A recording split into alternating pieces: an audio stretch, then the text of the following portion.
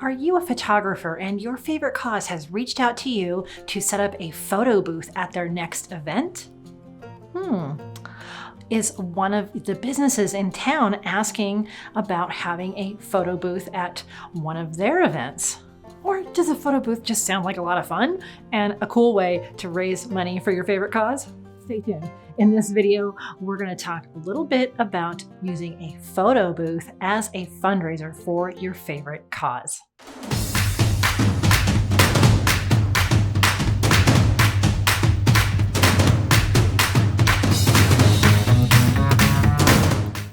Monique Renee here, photographer at Silver Paw Studio, and on this channel, I give you tips and tricks for photographing foster and adoptable pets, tips for photographing your own pets, and pro photographer insights. If that all sounds awesome to you, be sure to paw the subscribe button and ring that notification bell so you don't miss anything. This video is part of a 10-video series on fundraising with photographers.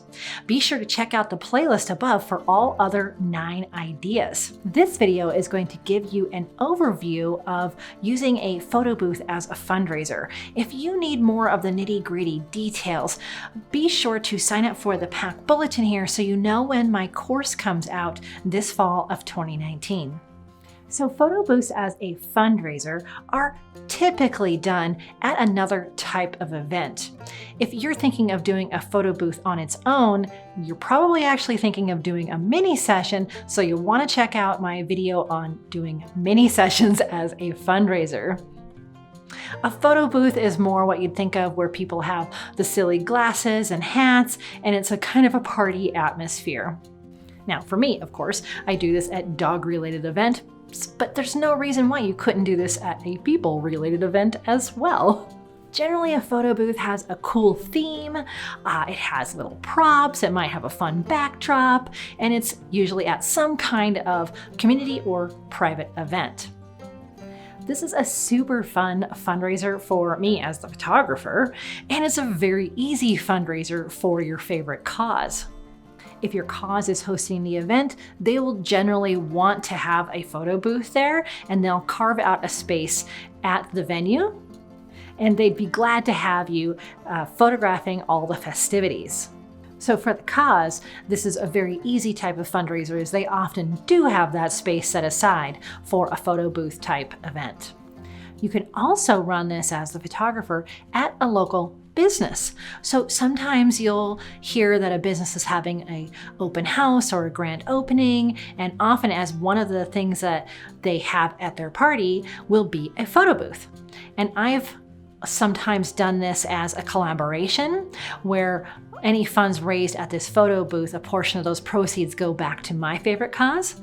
So it doesn't necessarily have to be an event hosted by the cause. It can be hosted by a business. It could also be hosted by a little community. So sometimes neighborhoods will have like a fall festival, something like that, and they would like to have a photo booth for kids or pets or whoever's there. Now, for me personally, I generally don't do photo booths at events because the events I go to are extremely busy and a lot going on. So I like to have just a tent booth area with photos and be able to talk to people and pet all their dogs. But if you're going to maybe a little more low-key event, or it's a private event where there's just so many people going, this could definitely be something fun to include. Now, a couple of ways that you can make money for your favorite cause with a photo booth is one, if it's at a business or a private event, perhaps they will just pay you to be there for the day as one of the attractions, and then you can take a portion of that proceeds and send it off to your favorite cause. And you can add on prints and things like that as well. Now, if you're already at the event for your favorite cause, they might want to set up a little donation jar. Something fairly new to fundraising is these electronic donation jars. Those are super cool. The ones that I have seen are called a dip jar, which is a funny name, but really it's self-explanatory.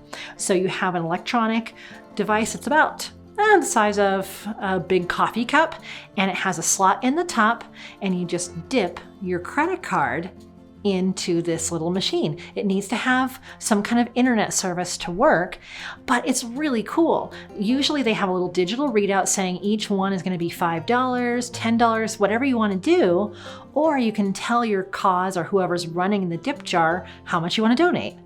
That's a really easy way because a lot of times people don't have extra cash when they go to an event, but they think these dip jars are super fun. I know sometimes when I'm at an event or at one of the rescue lobbies and they have one of those, I'm just like, I don't want to see it work.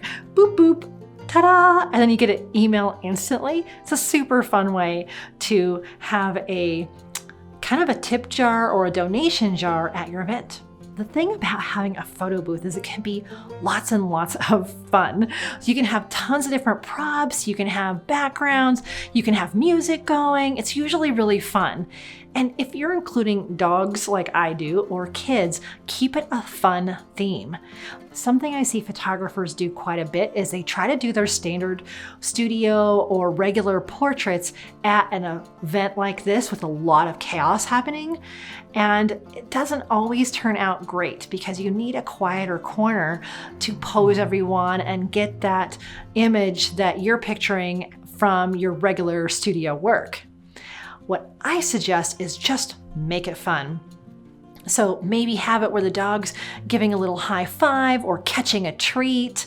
I had one photo booth, I'll post some pictures right here, that we set up at a farmer's market. And we strategically placed a dog treat with some dog peanut butter within the fruits and vegetables at the farmer's market. So the owners would lead the dogs to the back of the basket and they would nibble on the peanut butter and it looked like they were eating their vegetables.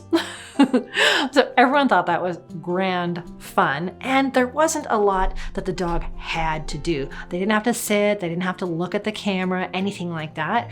So I really suggest doing something fun and active that everybody would like. If you're working with kids or dogs, sometimes having some kind of a bench or some place that they know they need to be up on that's kind of contained that they can relax on is a really good idea. I know it feels like a lot to bring to a photo booth type event, but you'll thank me later. Definitely, if you bring some kind of a chair or a bench, even a little apple box, what we call it in photography, or some kind of sturdy box that kids or dogs can sit on, it's going to hold them in that place for just a moment. So while photo booths might not be a huge moneymaker, they're so much fun.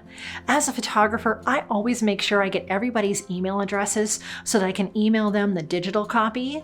And that way they are on my email list as well, and they can find out more information about my studio as I send out regular newsletters every week.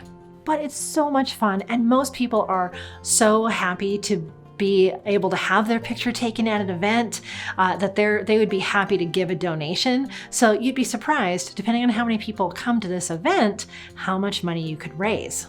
As the photographer, I would just go and set up and give all of the funds to the cause, and my pay would just be gathering email addresses for people who might be interested in a full portrait session later. I really love the dip jar, credit card style donation jar. What do you think of that? Have you used it? Have you been to a cause that has one? What do you think? I'd love to know. Some photo booth ideas to keep in mind are just go with a theme that the event already has. So often if you're at maybe a gala or a community event, there's already a theme, and just build on that. You can use so many simple things as props. At the market, I used a plastic red and white checked tablecloth as the backdrop hung off of my Easy Up canopy. We've used just regular black curtains if we're in kind of a ballroom where they have the pipe and drape, and then you just hang things off the curtains. It could be balloons or streamers or pendants. We even had a cool photo booth once that was Alice in Wonderland, and the cause set up an entire tea party. Oh my gosh, that was super fun. But you don't have to go to those lengths. You can just have a regular backdrop or a pipe and drape and all the fun little sunglasses and fake hats and little pieces of paper with a stick that have a smile on them. There's so many different things at so many different budget levels. You can really manage to do this at a low cost. So play around with props and backdrops and themes. Do you have any in mind? I find that as we come up with ideas, I get more and more ideas. You could do a summer theme, you can do a fall theme, it can be with a holiday. A lot of people like to do Christmas themes. The Christmas doesn't even have to include a Santa. It could just have some empty boxes or snow or a little sled. All kinds of themes. The more you think about it, the more ideas you're going to come up with. And you might really find you love having a photo booth. So again, this was part of my 10 video series on fundraising with photographers. If you want to know when the full course is released in fall of 2019, be sure to click the link below and you'll be signed up for my Pack Bulletin email newsletter, and you'll be the first to know when that course launches. And be sure to check out the other 9 in the playlist here as well. So what fundraisers do you do if you're a photographer or if you're a cause? What would you love to have your photographer come in and help you with?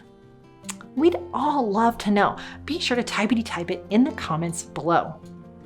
I hope you've enjoyed this video in the series, and as always, I wish you many woofs, purrs, and TREATSs.